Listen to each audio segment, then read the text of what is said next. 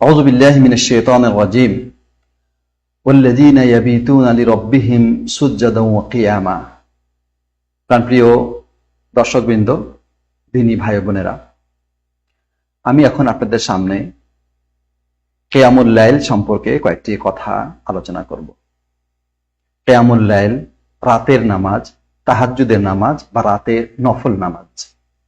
এ সম্পর্কে আল্লাহ তাআলা কোরআনে কারিমে বলেছেন, যারা মুমিন তাদের একটা পরিচয় দিয়েছেন। তিনি বলেছেন ওয়াল্লাযীনা ইয়াবিতুনা লিরাব্বিহিম, যারা রাত অতিবাহিত করে তাদের রবের সন্তুষ্টির জন্য। কিভাবে? সুজদান ওয়া কিয়ামা, দাঁড়িয়ে সালাত আদায় করে এবং সালাতে তারা আল্লাহর কাছে আল্লাহর উদ্দেশ্যে সাজদা করে।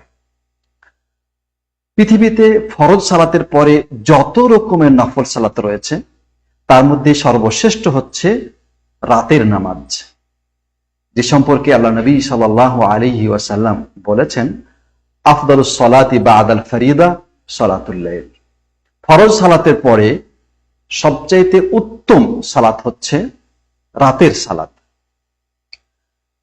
এই সালাতের মাধ্যমে একজন মানুষ দুনিয়া এবং আখিরাতে সম্মান লাভ করে, জান্নাত লাভ করে। আল্লাহ নবী সাল্লাল্লাহু আলাইহি ওয়াসাল্লাম বলেছেন, ওয়া আলাম আন্না শারাফাল মুমিন কিয়ামুহু বিল্লাইল। মুমিনের সম্মান হচ্ছে আল্লাহর কাছে, দুনিয়া এবং আখিরাতে সম্মান হচ্ছে কিয়ামুল লাইলের মাধ্যমে। সে সম্মানটা কি? সে সম্মান হচ্ছে জান্নাত লাভ। এজন্য আল্লাহ নবী সাল্লাল্লাহু আলাইহি ওয়াসাল্লাম বলেছেন যে আফশুস সালাম ওয়া আতিমুত তাআম ওয়া সাল্লু বিল-লাইলি ওয়ান নাসু নিয়াম। তোমরা সালামের প্রচার করো, মানুষকে খাদ্য দান করো, আর রাতে যখন লোকেরা ঘুমিয়ে থাকে তখন তোমরা রবের উদ্দেশ্যে সালাত আদায় করো। তাহলে তোমাদের রবের জান্নাতে প্রশান্তির সাথে নিষ্কণ্টকে নিরাপদে প্রবেশ করতে পারবে।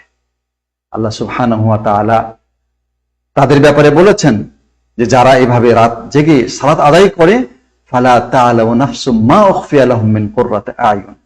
সূরা সাজদার মধ্যে বলেছেন যে তাদের জন্য আল্লাহ কি নিয়ামত, কি পুরস্কার গোপন করে রেখেছেন এই সম্পর্কে, এবং সেটা চক্ষু শীতলকারী যে বস্তু সে সম্পর্কে কোনো প্রাণ, কোনো মানুষ জানে না। তো তাদের পরিচয় তার আগের আয়াতে বলা হয়েছে, তাতাজাফা জুনুবুহা আনিল মাদাজি, যে তাদের শরীরটা বিছানা থেকে আলাদা থাকে, তারা আল্লাহর ইবাদতে রাত অতিবাহিত করে। এই কাজটি যারা নেক লোক তাদেরই অভ্যাস। নেক লোক ছাড়া কেউ এই ইবাদত করতে সক্ষম হয় না। এজন্য আল্লাহ নবী সাল্লাল্লাহু আলাইহি ওয়াসাল্লাম বলেছেন, আলাইকুম বিকিয়ামিল লাইল, তোমরা কিয়ামুল লাইল করো। ফাইন্নাহু দা'বুস সালিহিনা ক্বাবলাকুম, তোমাদের পূর্ব জাতি যারা নেক লোক ছিলেন এটা তাদের অভ্যাস। ওয়া কুরবাতুন লাকুম ইলা রাব্বিকুম, এই কাজের মাধ্যমে তোমরা তোমাদের রবের নিকটবর্তী হতে পারবে। ওয়া মুকাফফিরাতুন লিস-সাইয়্যাত, এর মাধ্যমে তোমাদের গুনাহগুলো ক্ষমা করে দেওয়া হবে। ওয়া মানহাতুন আল ইসম, এবং পাপাচারে লিপ্ত হওয়া থেকে তোমাকে বিরত রাখবে। ইমাম তিরমিজি হাদিসটি বর্ণনা করেছেন। সুতরাং কিয়ামুল লাইল একটি গুরুত্বপূর্ণ ইবাদত। এই ইবাদতের মাধ্যমে মানুষ আল্লাহর নিকটবর্তী হতে পারে।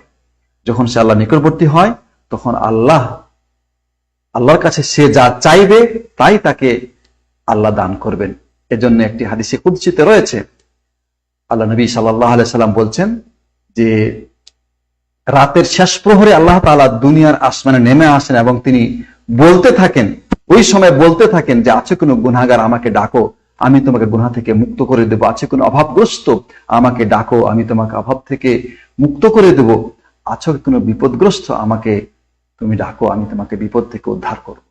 আল্লাহ সুবহানাহু ওয়া তাআলা তখন ডাকতে থাকেন বান্দাদেরকে। এজন্য রাতের শেষ প্রহরে এই সালাত আদায় করার ব্যাপারে সকলের সচেষ্ট থাকা উচিত। যদি না পারেন অন্তত 1 রাকাত হলেও পড়ে, সর্বোচ্চ 11 রাকাত, এর চাইতে কম পড়লেও কোনো অসুবিধা নাই। অন্তত 1 রাকাত সালাত আদায় করে 2 হাত উত্তোলন করে আল্লাহর কাছে কিছু একটা প্রার্থনা করার চেষ্টা থাকা উচিত। এটাও কিয়ামুল লাইলের অন্তর্ভুক্ত হবে ইনশাআল্লাহ। আল্লাহ সুবহানাহু ওয়া তাআলা যেন আমাদেরকে কিয়ামুল লাইলের অভ্যাস গড়ে তোলা তৌফিক দান করেন, আমিন।